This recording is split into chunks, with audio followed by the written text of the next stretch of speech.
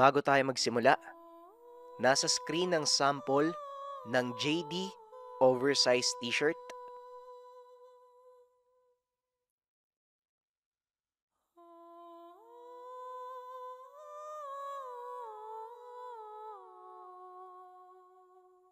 Meron din tayong buy 3 promo. Message lang sa Facebook page ng JD Clothing para maka-order. Simulan na natin ang kwento.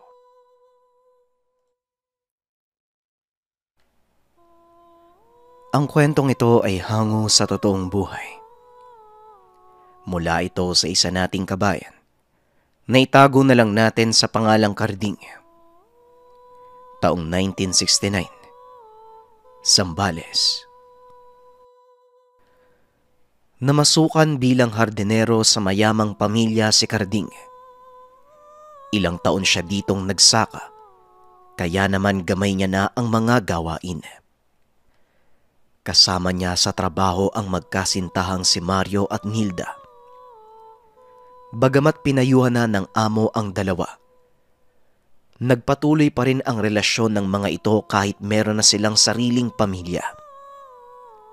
Kalaunan, nagbunga ang maling pag-ibig ng dalawa. Kitang-kita ni Carding kung paanong itinakwil ni Mario si Nilda nang malamang nagbunga ang kanilang pagsasama. Naiwang luwaan si Nilda dahil akala niya magsasama sila ng matagal. Ngunit ginamit lang pala ito at kalaunan ay umalis na sa trabaho upang bumalik sa tunay na pamilya. Bagamat kasambahay lamang si Nilda, mababait naman ang mga amo, kaya tinulungan nila ang kasambahay. Upang mabawasan ang trabaho ni Nilda ay kumuha pa sila ng isang katulong. Sa totoo lang, natatakot si Carding sa bagong katulong na namamasukan. Isa itong matandang babae na kinuha bilang labandera. Masama mang manghusga ng hindi pa kilalang tao. Hindi mapigilan ni Carding na kilabutan tuwing makikita ito. Nararamdaman niya ang kakaibang presensya ng matanda at tila may masamang mangyayari.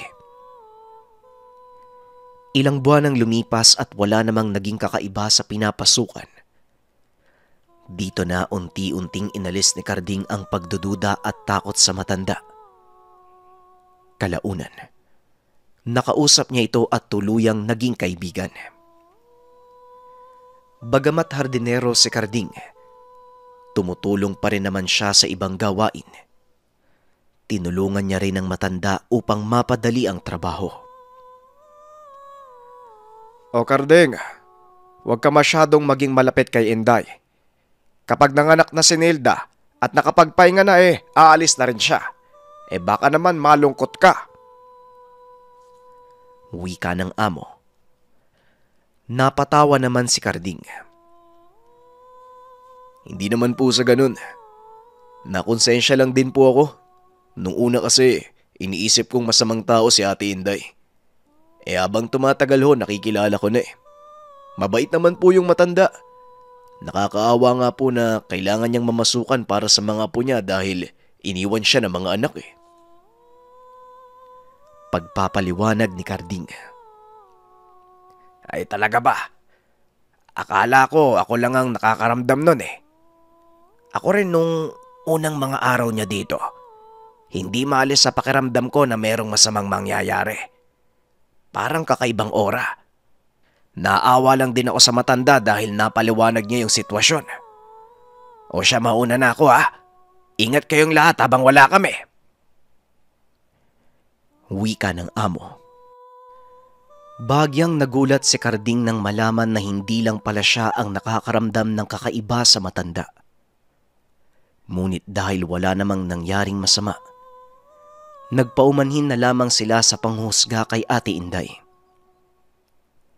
Ilang buwan ang lumipas, malapit ng mga anak si Nilda. Iniinda nito ang matinding sakit ng katawan. Mukhang maselan ang panganganak nito na kaagad namang pinasuri sa doktor. Napag-alaman nila na dahil ito sa matinding pagkabalisa, malaki ang posibilidad na merong mamamatay. Wika pa ng doktor. Kailangang mamili kung sinong bubuhayin, kung ang bata ba o si Nilda. Umalis na ang doktor upang bigyan sila ng pagkakataong makapag-isip. Ayaw naman sana nilang mawala si Nilda dahil itinuturing nila itong kamag-anak at napamahal sila. Ngunit naaawa sila sa batang mamamatay ng walang kalaban-laban. Iniisip ni Carding ang pagdurusa ni Nilda, maaaring karma sa masamang relasyon nila ni Mario. Ngunit bakit hindi patas ang mundo? Habang naghihirap si Nilda, si Mario naman ay nagpapakasaya sa piling ng iba. Mukhang hindi naman talaga bumalik sa pamilya si Mario dahil nung isang araw, nakita siya ni Carding na may kausap na nagtitinda sa palengke. Bagamat naaawa si Carding sa sitwasyon, hindi niya maalis sa isip na ito siguro ang kabayaran sa kasalanang ginawa. Matapos ang ilang oras, napagpasya ni Nilda na isalba ang bata. Nangako naman ng mga amo na kung sakali mang mawawala siya, kukup-kupin nila ito, lalo na't wala rin naman silang anak. Buo na ang desisyon ng bawat isa. Bagaman nakakalungkot na mawala si Nilda, para sa kanila ito pa rin ang nararapat gawin. Ilang araw na lang. Hindi inaasahan ni Carding na magiging saksi siya sa hindi malilimutang inkwentro sa nilalang. Nagpapahinga si Nilda sa kwarto. Nakisuyo itong abutan siya ng maiinom na tubig dahil hindi niya na kaya pang tumayo. Sinunod naman ito ni Carding. Ngunit hindi pa siya nakakapunta ng kusina nang marinig niya ang sigaw ni Nilda. Dali-dali siyang umakyat upang alamin ang nangyari. Laking gulat sa nakita. Merong sinulid mula sa kisame. Kagad niyang binalot ng kumot si Nilda at hinawakan ang sinulid ng nilalang. Ngunit napakalakas ng sinulid na ito at nakakasulasok pa ang amoy. Hindi napigilan ni Carding na masuka. Ngunit pilit niyang tinabayan ang loob upang kalabanin ang nilalang. Agad siyang nangingi ng saklolo sa amo.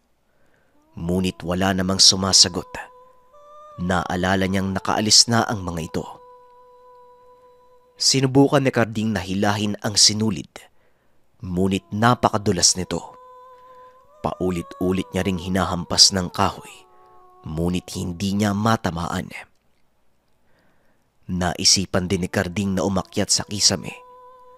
Ngunit ang inaalala niya, walang magbabantay kay Nilda. Wala nang maisip na paraan. Niyakap na lamang niya si Nilda upang hindi maapektuhan ang pagbubuntis. Ilang beses tumama ang sinulid kay Carding. Ngunit kalaunan ay tumigil na din ito. Sa bawat paghampas, parang latigo ang tumatama sa kanya. Binitawan ni Carding si Nilda. Ngunit nagulat siya dahil gumaan ito. Pagtingin niya sa sahig ay nagkalat ang dugo. Alam na ni Nilda sa kanyang sarili na nakuha na ang anak. Sinubukan ni Carding na lumabas ng bintana upang akyatin ang tahanan. Ngunit pinigilan siya ni Nilda. Sinabing wala na siyang magagawa at huli na ang lahat. Tuluyan ang nakuha ng nilalang ang sanggol. Nangingi ng tawad si Carding dahil hindi niya naprotektahan si Nilda. Bagamat paulit-ulit na sinasabi ng babae na hindi niya ito kasalanan, hindi niya maiwasang makaramdam ng konsensya. Wala na ang dapat na magiging anak ni Nilda. Nakita ng mga amo ang nagkalat na dugo. Ginawa ng mga amo ang makakaya upang pagaanin ang loob ng babae. Ngunit hindi ito naging sapat. Ilang araw tulala si Nilda at hindi kumakain. Hindi na rin ito natutulog. Isang araw, nakita na lamang ni Carding na nakabitin na si Nilda sa kisame. Sinubukan nila itong isalba, ngunit huli na ang lahat. Matapos ipalibing ng mga amo si Nilda, pinabasbasan nila sa pari ang tahanan. Ipinagdasal ang kaluluwa ng mag-ina. Bukod sa napamahal ang mga ito sa kanila, ayaw din nilang magkaroon ng negatibong enerhiya sa tahanan. Ilang buwan ang lumipas at unti-unti nang nakausad ang lahat. Iniisip na lamang nila Carding, masaya na si Nilda kasama ang anak sa kabilang buhay. Nabalitaan ni Mario ang nangyari at doon nakita ni Carding na meron pala talagang taong mas masahol pa sa hayop. Imbis na malungkot sa balita si Mario, nagawa pa nitong ngumiti. Nagpasalamat dahil hindi niya kailangang magbigay ng pera sa bata. Sinapak ni Carding si Mario nang marinig niya ang mga sinabi nito. Bagamat ilang taon na ang nakakalipas, ito pa rin ang kinikwento ni Mang Carding sa mga kakilala, lalo na sa anak at apo at iba pang kababaihan. Palaging mag-ingat sa makakarelasyon. Bukod sa doble ang balik ng karma, meron talagang mga lalaking mas masahol pa sa aswang. Ang kwentong ito ay hango sa totoong buhay. Mula ito sa isa nating kabayan na itago na lang natin sa pangalang Luis. Walang eksaktong taon. Negros. Halos 10 taon na si Luis na naninilbihan bilang gwardya sa isang pribadong ospital. Bagamat nakakapagod ang paggising sa gabi at pagtulog sa umaga, masaya naman siya sa trabaho at maganda rin ang kita. Nakaengkwentro na siya ng iba't ibang pangyayari sa loob ng ilang taon.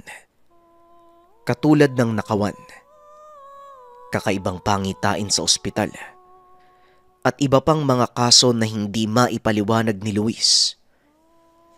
Ngunit ang isa sa mga engkwentrong hindi niya malilimutan ay ang pangyayari sa morgue, disperas ng Pasko. Nang gabing iyon ay rumoronda si Luis sa ospital. Kailangan niyang makasigurado na walang naliligaw sa lugar at mapanatili ang kaayusan at seguridad ng lahat ng tao roon. Kasama niyang rumoronda ang isa pa sa gwardya. Dalawa silang naglilibot mula ika-una hanggang sa ika-5 palapag. Matapos ang pagroronda ay nagpasya ang dalawa na kumain muna habang nagbabantay sa lugar. Nagpresenta ang kasama na ito ang bibili sa pinakamalapit na tindahan. Mag-isa sa istasyon si Luis habang naghihintay sa katrabaho. Nakarinig siya ng ingay sa loob ng ospital. Kagad siyang pumasok upang tignan kung ano ang pinagmula ng ingay. Biglang nawawala ang tunog, kaya naman nahirapan siya at inabot ng ilang oras bago malaman na nasa morgue pala ang pinagmula ng ingay. Marami kaagad na pumasok sa isip ni Luis, kaya tumigil muna ito bago pa tuluyang pumasok.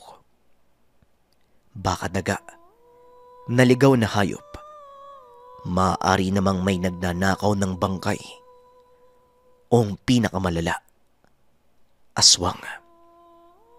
Ngunit pinagtawanan niya ang sarili dahil sa mga pumapasok sa isipan. Ang masaklap para sa kanya, maaaring buhay pa pala ang bangkay na ipinasok sa morgue.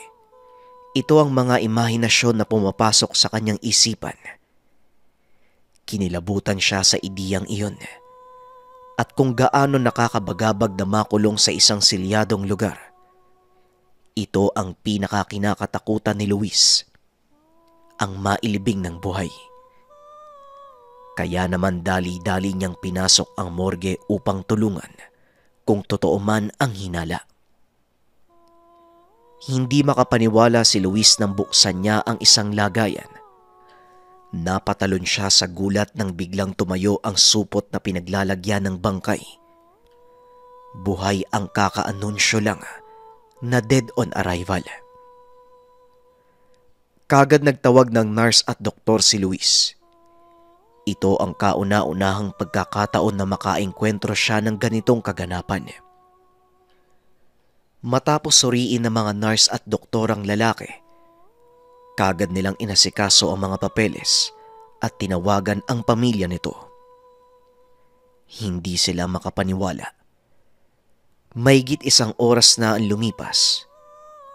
Buhay pa ang lalaki. Naiyak sa tuwa ang pamilya. Papunta na upang kunin ang kamag-anak na kakabuhay lamang. Ngunit dahil malayo pa ang lugar, makakarating sila sa ospital ng mahigit 2 oras. Habang wala pa ang pamilya, pinatulog muna sa kwarto ang lalaki. Usap-usapan sa ospital ang milagro ng pagkabuhay ng lalaking 1 oras ng patay. Maraming nagdasal at nagpasalamat. Ngunit lumipas pa ang ilang sandali. Nakarinig sila ng kalabog sa kwarto ng lalaki. Kagad na tumakbo ang mga nurse pati na rin si Luis upang tignan ito. Laking gulat nila nang makakita ng isang nilalang. Bit-bit nito ang lalaki.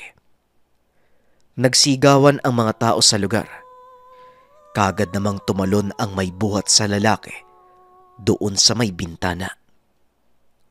Gulat, takot, at pagtataka ang naramdaman ng mga nurse ng mga panahong iyon. Ang ilang nakakaalam sa kanila tungkol sa balbal. Nakakasiguradong mga bangkay lamang ang kinukuha nito o yung mga bangkay na hindi na nababantayan sa lamay. Nakarating na ang pamilya makalipas ang ilang oras. Galit at paghihinagpis ang naramdaman nila. Pinagluksaan na nila ito kanina. Ngunit masayang nalaman ng nabuhay muli ang kamag-anak. At pagdating nila, mas lumala ang sitwasyon dahil nawala ang kapamilya. Hindi mapigilan ng ibang kamag-anak na magwala at magalit sa mga nurse. Bagamat hindi naman nila kasalanan ang pangyayari, sila naman ang responsable sa lugar at dapat binantayan nila ang lalaki. Hanggang sa ngayon, palaisipan pa rin sa mga tauhan ng ospital ang nangyari ng gabing iyon. Paskong Pasko, binigyan sila ng pag-asa para lamang masaktan sa pagkawala ng kamag-anak. Habang iniisip ni Luis ang nangyari ng gabing iyon, naalala niya na habang bit-bit ng balbal ang lalaki, hindi ito pumapalag at napagtanto na maaaring tuluyan ng namatay ang lalaki habang nagpapahinga. Ngunit kahit anong isip ni Luis, hinding-hindi niya makakalimutan ang pagkakataon na minsang makaengkwentro ng nilalang. Ang kwentong ito ay hango sa totoong buhay. Mula ito sa isa nating kabayan na itago na lang natin sa pangalang Kurt. Walang eksaktong taon. Antike. Namana ni Kurt mula sa mga magulang ang babuyan kung saan kinukuha ang panggastos sa araw-araw. Mahirap man ang pamumuhay dahil siya lamang ang mag-isang umaasikaso. Mas pipiliin niya naman ito kesa kumuha ng katulong na lolokohin lamang siya. 3 beses nang kumuha ng katulong si Kurt. Naghahanap siya ng katuwang sa babuyan. Ngunit lahat ng mga ito ay sinisira lamang ang kanyang tiwala. Lahat silang 3 ay kumuha ng ilang baboy at hindi na nagpakita pang muli. Simula noon ay tiniis na lamang niyang mapag-isa Isang araw habang namimili ng pagkain ng mga baboy, nakita niya ang nanay ng isa sa naging katulong. Nakipagkumustahan ito, ngunit malamig at tipid ang sagot ni Kurt. Tinanong ng kausap kung ano ang problema. Laking gulat sa sinabi ni Kurt. Wika ng ina.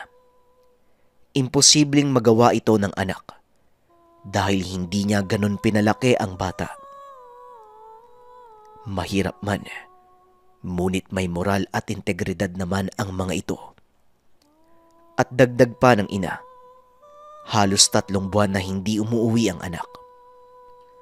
Ang buong akala niya ay masaya ito sa trabaho sa among si Kurt. Nagtataka ang binata sa mga sinabi ng ina ng dating katulong. Dahil para sa kanya, ninakawan siya nito upang magkapera.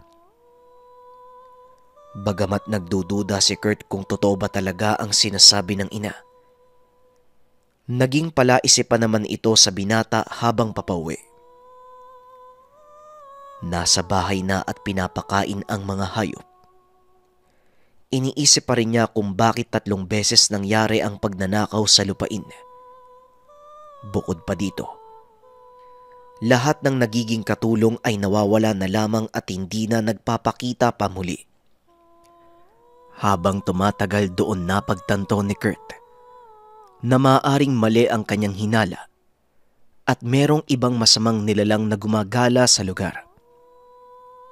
Suspetsya niya, may aswang sa kanyang lupain at hindi naman bago ang mga kwentong aswang sa bayan.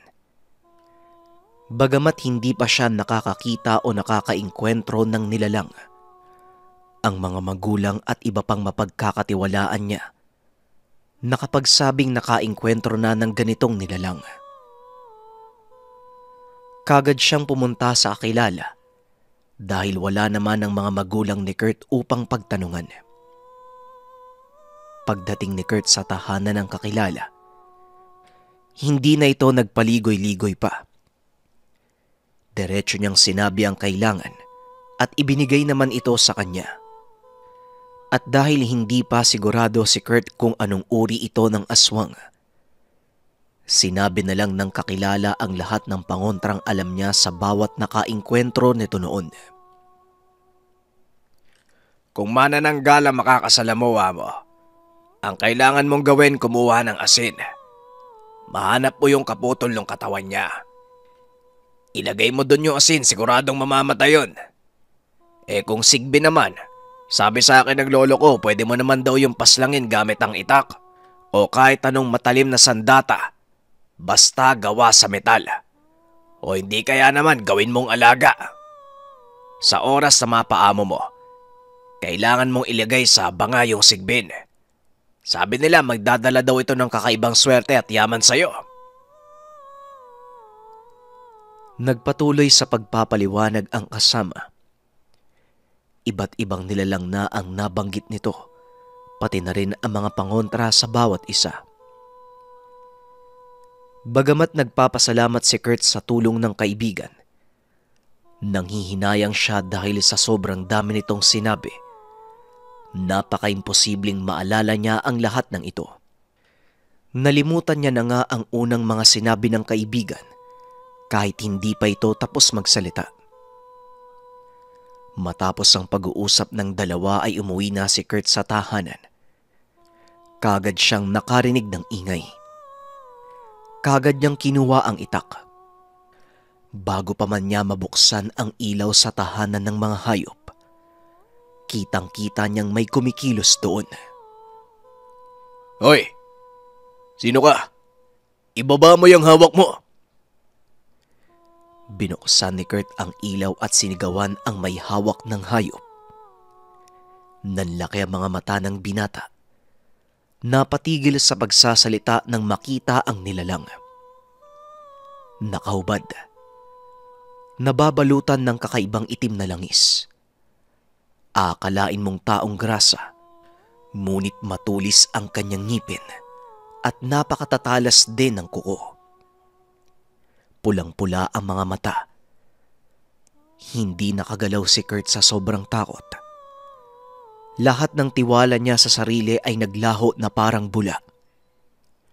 Nang mga oras na yon ay napadasal na lamang si Kurt na sana ay hindi siya patayin ng nilalang. Sinagot naman ang kanyang panalangin at umalis na ang aswang. Kalaunan ay binenta niya ang lupang namana sa mga magulang. Kahit kailan, hinding-hindi niya na nakalimutan ang engkwentro sa nilalang. Maraming salamat sa pakikinig ng ating kwento. Muli, pakita ko lang yung mga available natin na damit sa screen. At para maka-order, direct message lang sa Facebook page ng JD Clothing. Salamat.